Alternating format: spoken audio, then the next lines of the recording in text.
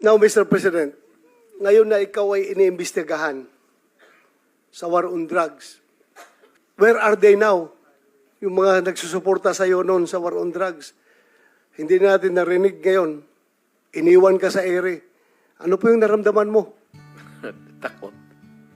Alam ko kasi yung tao. Yung, for the good time lang yan sila. Yung mga crisis kang ganito, wala ka namang kaibigan. Walang sumusuporta. Well, of course, nandito si kaibigan ko, nandito si Mr. Biliga, nandito si Sal.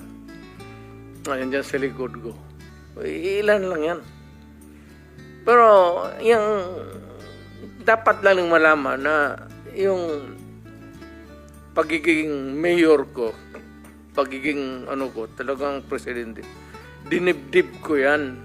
Wala akong agenda. Wala akong dinagdag na baski isang poste sa bahay ko. Wala akong bagong kotse.